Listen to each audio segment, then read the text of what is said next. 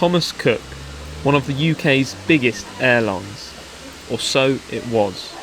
This week, over 9,000 employees within the UK lost their job overnight, and now sit worried that they can't pay the bills and need to find a job. I see it on the news on the Sunday, and I was still thinking, and I think, we're going to be fine. And we all had our own WhatsApp group, so we was all talking on there thinking, we're going to be saved, hopefully. And then when I turned on the telly in the morning, I saw it had already been announced in the middle of the night when I was sleeping. So at that point, I thought, I've got no job now. It was early hours Monday morning on the news. I was staying at a friend's house. She woke me up. Our manager had a conference call that morning just to clarify what had actually happened, and then she let us know what had happened and that we'd all been made redundant. Since the news, there's been waves of online support for those who now find themselves jobless, with one salon in Wickham going the extra mile to make those affected feel better.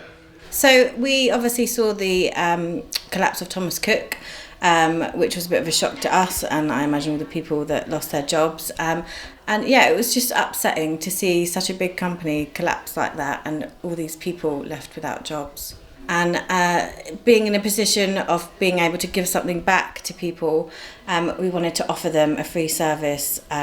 We know from client experience, when they come and get their hair done, they feel a lot better about themselves, and we wanted to be able to give something back to these people. It's made me feel lovely. I mean, myself and Megan, when we first saw it on Facebook about all these lovely little companies, small companies as well, not big, saying if you work for Thomas Cook, we give you a free blow dry and this, and I thought that it's just lovely that I think they see as well that it was such a big company that I think everyone is just so shocked, but it just, like you say, it just made us feel happy today. We've come in, you feel a bit special, and it's lovely, and they didn't have to do that. We're not even I don't even live here, I live Portsmouth, and, to do that, it's lovely what they've done.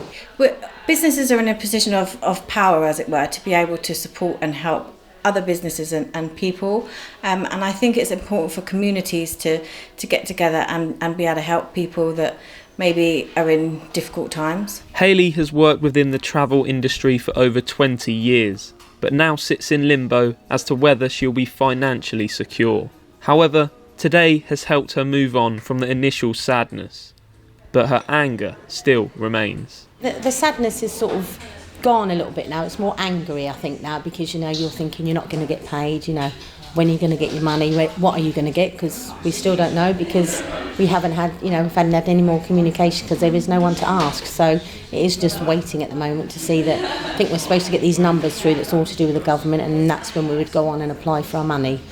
So for Hayley and for Megan, it will be a long road to get back to normal life. But Sage has shown how one business horror story can be helped by those that care. Dan Dove, That's TV.